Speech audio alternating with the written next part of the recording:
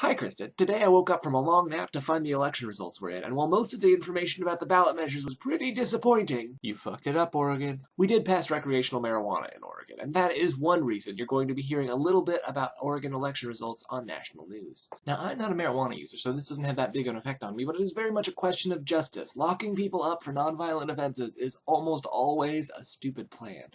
Also, it involves spending a lot of my money on prisons and law enforcement, which are things that I think my money should not be spent on, at least not quite so much. And I don't think that this is going to substantially increase the drug's availability because, first of all, it's really widely available in Oregon, and secondly, black market prices are still going to be cheaper for a while, so most people are probably still going to buy their marijuana through the black market. In other ballot measure news, one thing we rejected that I'm very much in favor of rejecting is the so-called open primaries measure. Now that might surprise you because many of you know that I'm not a Democrat or Republican, and you think open primaries would be something I support.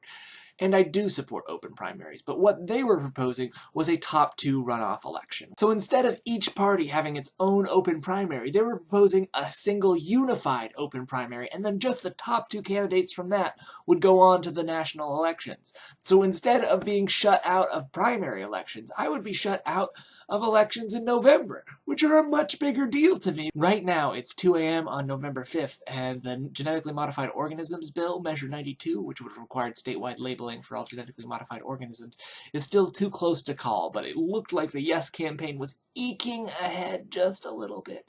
We don't know for sure. There were also several measures that I really supported that failed, and the worst part about that is reading the coverage about Measure 88, which would have provided driver's cards for undocumented folks, is how many papers and television agencies have decided to run with the word illegal.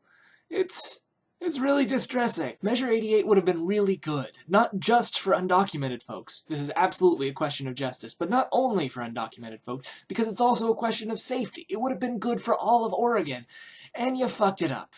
And it's not surprising that Oregon fucked it up when a bunch of statewide news channels and newspapers feel totally comfortable describing a group of people as illegal. It is my firm feeling that in a couple decades' time, not too distant in the future, that organizations like that either aren't going to exist anymore because television and newspapers are obsolescing just a teeny bit, or those organizations will feel deeply embarrassed when people print historical articles from around the present featuring language like this, featuring attitudes like this.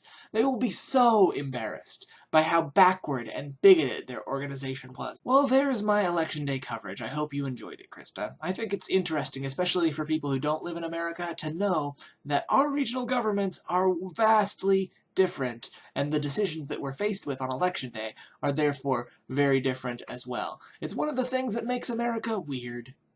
Krista, I will see you tomorrow.